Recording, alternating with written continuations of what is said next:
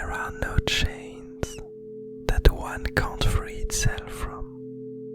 Welcome. Today's doodle was based on the word trickster. And for this peculiar one, we are coming back to the old seedling, to this huge philosopher that had been shackled by the alchemist a long time ago, and that we've seen a few times in the last doodles. First, feeding lies to its surrounding serpents that were supposed to keep him shackled for a really long time, and then encountering the dream world seedling and offering some deceptive informations to it. And now, let's first look at the initial pathway that led me back to this character, which was the overgrown wheel, which states that from decay flourishes growth. And the reason why she brought me back to this character is because of this idea that it's been probably years, decades, eons, since this old philosopher, this gigantic seedling, has been shackled by the alchemist. We didn't exactly know why or what happened, but we do know that initially the seedlings are made to find themselves a home and to be able to find this warm and comfy place and to end up emerging as a new creature, as a new species in the Abyss Garden. They are kind of the seeds of all the creatures in the garden. And so now there's this theory that the reason why this old philosopher was able to grow to such a size and to never be able to turn into a new creature wasn't necessarily because it was unable to, like the seedling king or the hollow seedling that we've seen. But the way I would interpret it, the way I would understand it, is that the alchemist probably understood this information about the seedlings and how they ended up turning into new beings and new species. And my guess is that this old philosopher is but an experiment of the alchemist, in which he decided to shackle a random seedling and see what would happen if a seedling was unable to find a home and was stopped, was not killed, not consumed, and not used, but simply if it was unable to move and could only live here and survive without being able to find a home and to turn into a new creature. That's what led to this old philosopher, and that the seedling king simply shackled him a really long time ago when it was still a simple tiny seedling, and since then has turned it into this long-term experiment to discover more about its own species and about how the seedlings behave when they can't find a home. And so to go back to the pathway and the reason why it led me to this old philosopher, we had this notion that this old philosopher was here for a really long time and that it just couldn't move and couldn't do anything. But yet, the last times that we saw it, it seemed like its knowledge and its will to survive kept on growing. And so that's why this pathway, the overgrown wheel, somehow brought me back to this peculiar character and this notion that because of the decay of its body and because of the decay of its purpose, its knowledge kept on growing. The old philosopher philosopher kept on gathering more and more information, on conversing with the serpents, and on growing bigger and bigger despite the lack of warmth and the lack of home that it seemed to have been seeking for a long time now. But anyway, let's now look at the second pathway that I used for this doodle, which was the pure soul, which states that simplicity is a breeding ground for changes. And here, what this pathway led me towards is this idea that as this old philosopher has been here for a really long time, in the same place, with the same entities, the same creatures surrounding it, in such a simple environment, what emerged in its brain were probably more and more changes, more and more thoughts, more and more crazier and crazier ideas. As you might imagine someone in a solitary confinement, we can imagine that as this seedling kept on living for these decades and centuries, and probably longer, we can imagine that a lot of ideas and a lot of thoughts and a lot of understanding and knowledge began to grow and to spread inside of its mind. And we can imagine that all of these understanding, probably a lot of it, is unknown to the rest of the creatures of the Abyss Garden. All this time it had to think about its own existence and about the reasons for him being shackled and the frustration of being unable to find himself a home. All of these things might have led to a great amount of information and really interesting patterns emerging in its brain. But let's read the last pathway and discuss a bit more about the scene that we are witnessing today. So this last pathway was the one thought, which states that any set of beliefs shares a unique point of view. And here, that's kind of linked to what we just talked about. This idea that the old philosopher, this huge seedling, has a very unique point of view. It has a very unique environment, and is kind of the only one in the Abyss Garden, as far as we know, to have lived through these kind of events, and to have survived so long in such an isolated place, unable to move, unable to seek, only able to listen, to think, and to speak.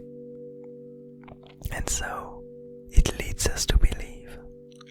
that this character might have a lot of ideas and a very peculiar point of view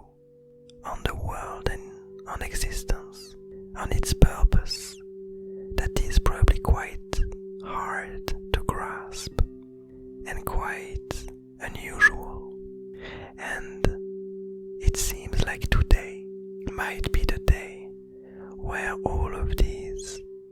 unique sets of beliefs and this unique point of view, it might be the day when they end up showing a bit more of themselves. Because as we see now, we see the old philosopher,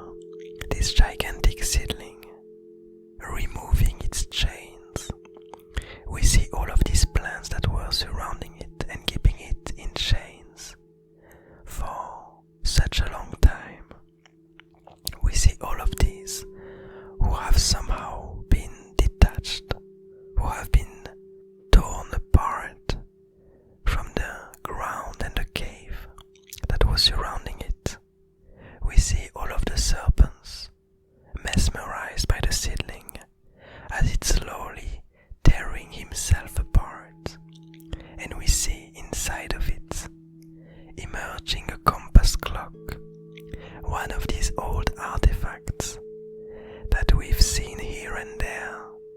and that are able to predict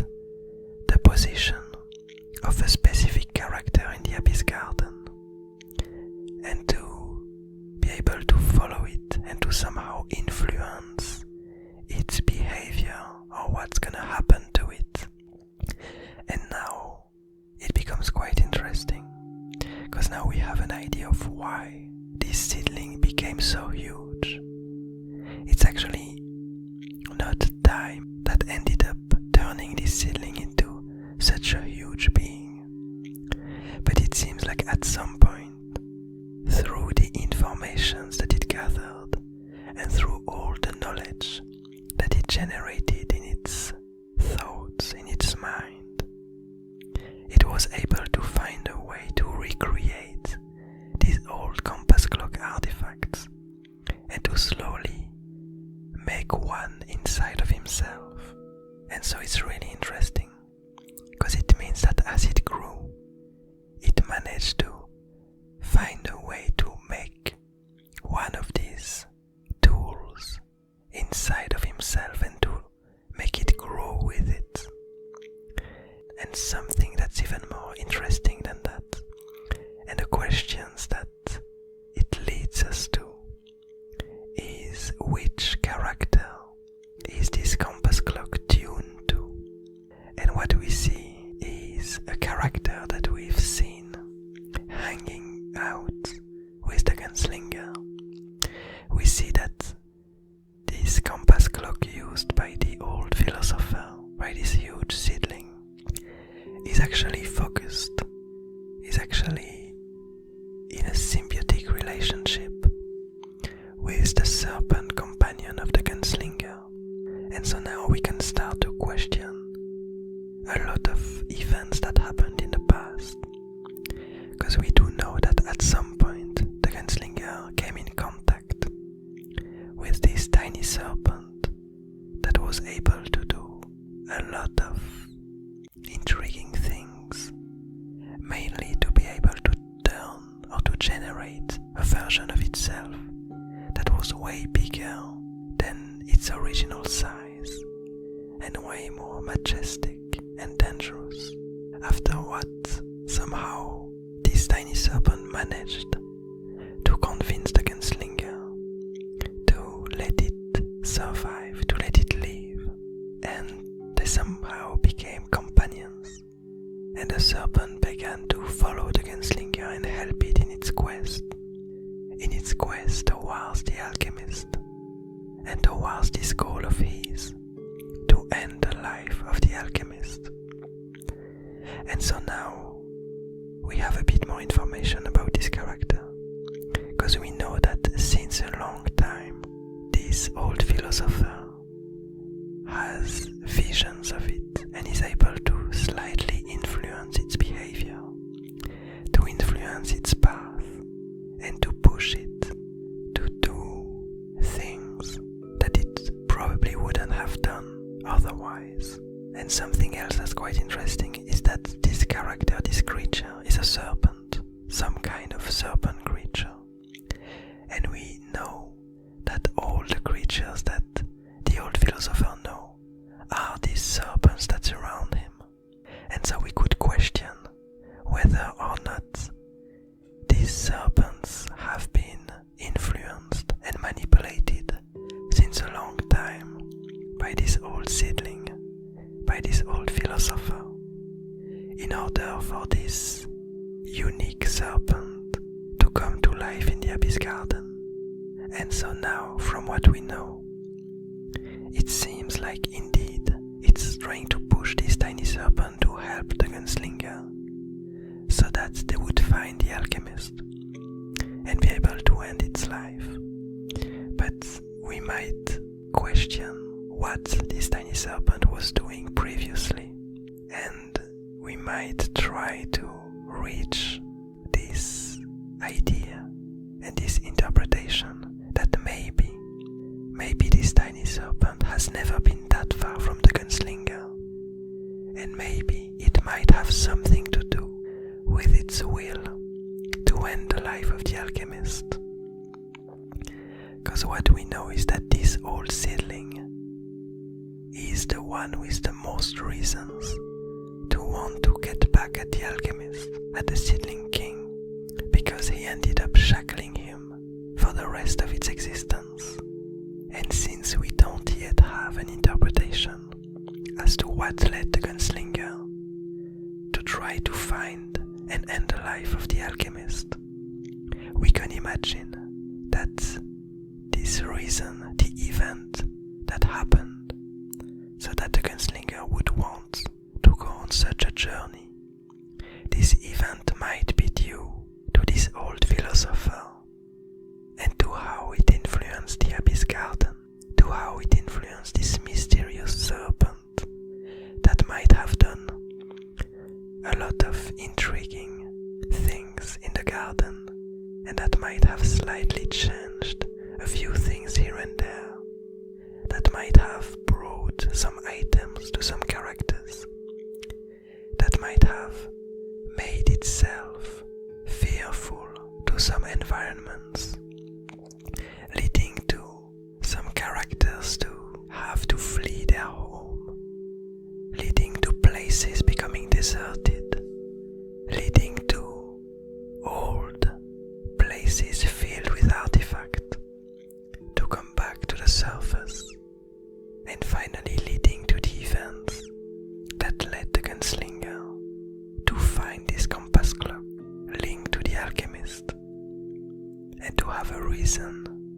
to want to end its life. A lot of potential ideas and potential interpretations, but I feel like I really enjoy this idea, and it somehow adds a lot of meaning to the events that occurred in the past. So I'm not yet sure if this interpretation and this idea that the old seedling had so much to do with all of these events might make a lot of sense, but somehow for the moment I really enjoy it, and I have a feeling that this character might indeed have a lot to do with a lot of the things that happened in the garden, and I wouldn't be surprised if this tiny serpent was at the origin of a lot of these events that seem to converge in this idea of ending the life and the existence of the seedling king, of the alchemist. But I guess that's something that we're gonna discover soon enough. But in the meantime, we see that this old philosopher finally unshackled itself, and I'm guessing that these black serpents will end up following him wherever it goes. And it seems like the future and the following events might happen at quite a faster pace. It seems like huge changes are to come. But anyway, in the meantime, I hope you enjoyed this doodle. I hope you enjoyed the lore behind it. I hope you're having a nice day, a nice evening, a nice morning, and I'll see you tomorrow.